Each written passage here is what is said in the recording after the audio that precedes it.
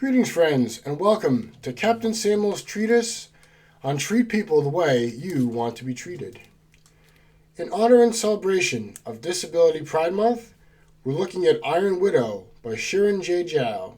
It was first published in 2021. It's classified as young adult science fiction, but personally, I think this book is too graphic for that category. In the future, Earth has been invaded by gigantic bug aliens called Hunduns.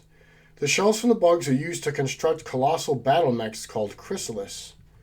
A chrysalis runs on ki, or life energy, and requires a man and a woman pilot.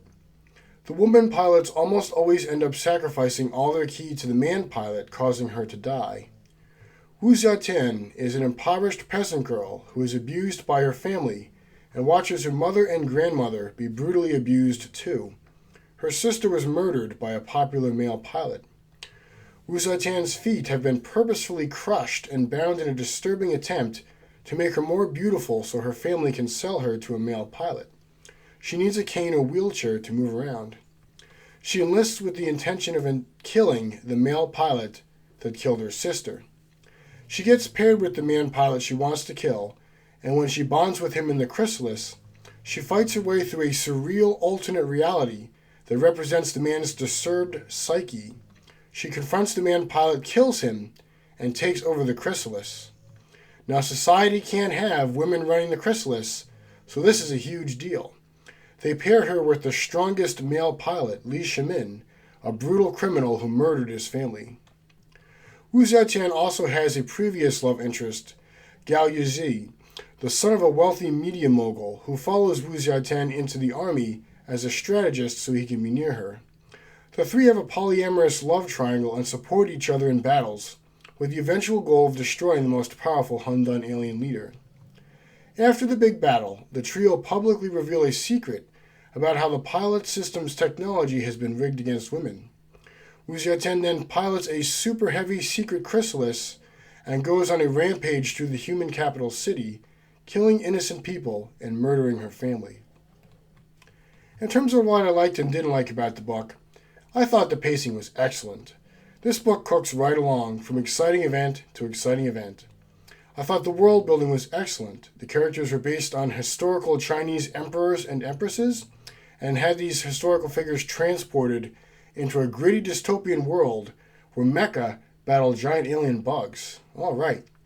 The book also had zero lore dumps or exposition. It's all fast-paced showing and no telling. The characters felt emotions deeply and were complex. The character interactions felt raw and engaging.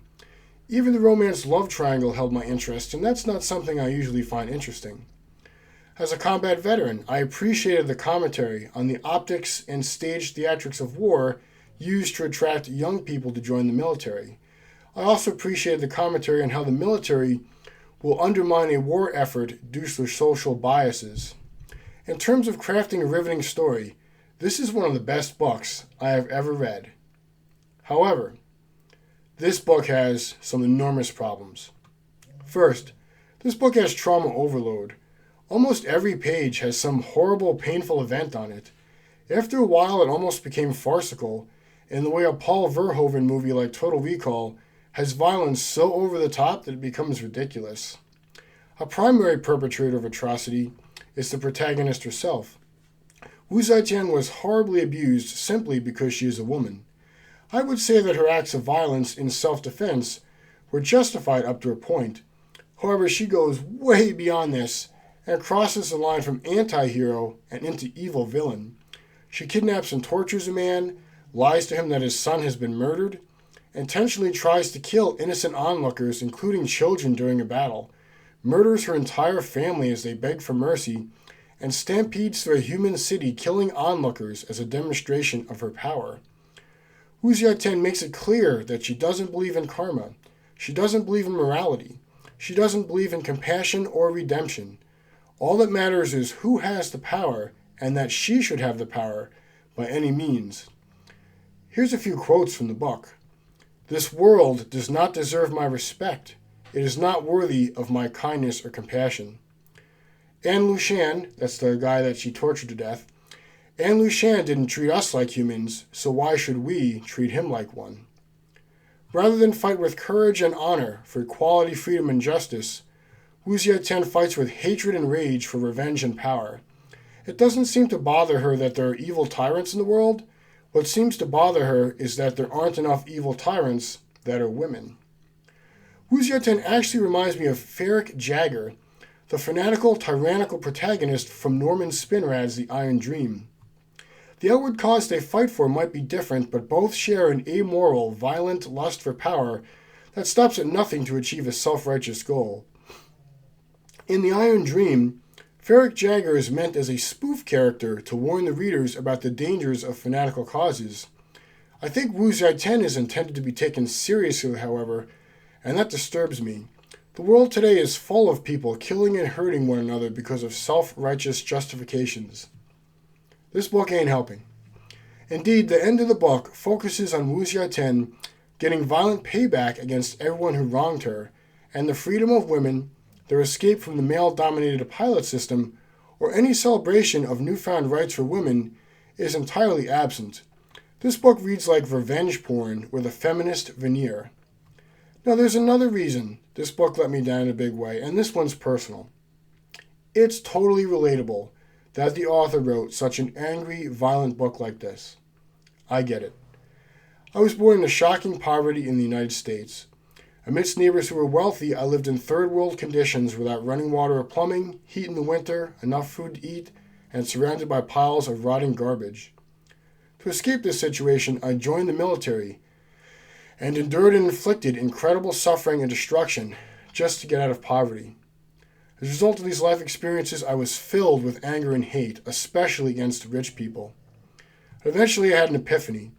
I realized that my anger and hatred were hurting me more than anyone else. They made me a miserable person. They made me a terrible person. Hatred and anger corrode their container. I needed to forgive rich people and my fellow human beings in general, not for them, but for me. The best revenge really is living a meaningful life of joy, compassion, and service. I transitioned from, nobody treated me like a human, so why should I treat anyone else like a human, to, I know what it's like to not be treated like a human being. So I will never treat anyone inhumanely, because I know what that's like.